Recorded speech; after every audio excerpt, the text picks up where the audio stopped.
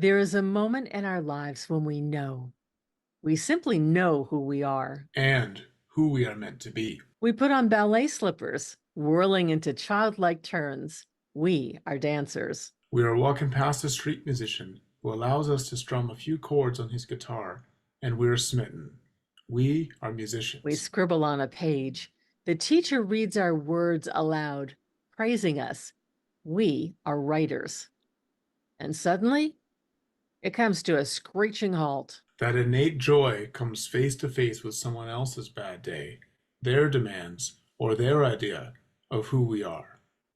And we jam our magic to a hard stop. The childhood dream seems suddenly vague and unimaginable. There are clues all around us how to step back onto our life path. We seem to ignore them. Sometimes it takes a loud message to get our attention, because after all, we have a dream to transform into truth. For me, that loud message arrived 3 times when I was 7, 28, and 70 years old. All 3 were near-death experiences. Summertime, the month I turned 7, I jumped into my best friend's backyard swimming pool and got caught upside down, my head underwater, drowning, my soul floating up and out of my body. I instantly saw my angels. I asked about the fresh violence that was occurring in my home. Why are all these terrible things happening? And I heard, because someday you'll write a book to help other little girls. A playful moment prompted me to say, well, I guess that means I have to read a lot of books first to know how to write a book. The angels laughed and agreed, and suddenly, poof, I was back in my body, coughing with indisputable knowledge of who I was to be. A journalist first on the air, searching for truth, and then interviewing thousands of We authors. get clues in mysterious ways. We must listen to them. We might fall off our paths. How loud does the wake-up call have to be? I sensed a car crash looming. My husband and I stopped at a light in our brand new pickup, not knowing that 10 lights up, a semi lost its brakes.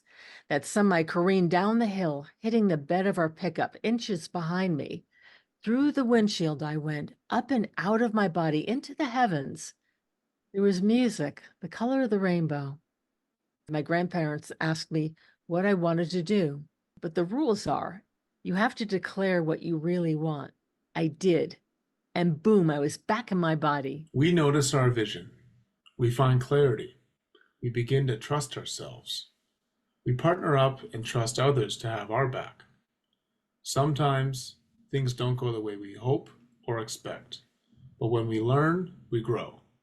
With that growth comes confidence and noticing that the stacks of to-dos and the am I good enough self-questioning shifts into listening to our inner wisdom, as all the ancient traditions teach us, and taking one step at a time, knowing by now what we truly want.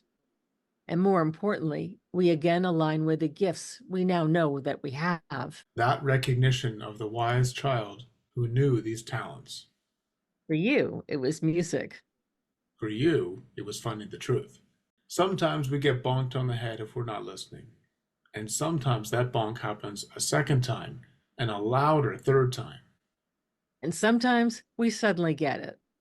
Like my third NDE at age 70, I was driving home 700 miles in the middle of the night, mostly highway, pulling over for a few brief naps until that final time.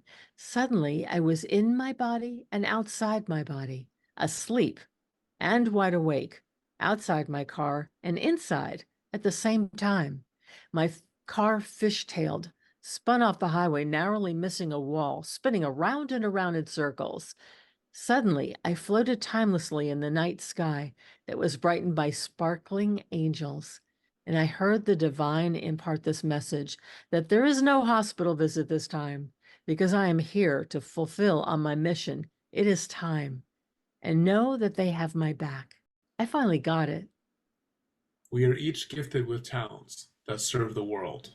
Why play small when our greatest gifts beg to be unique contributions? We can deep six the distractions and be who we truly are. Each of us has that choice.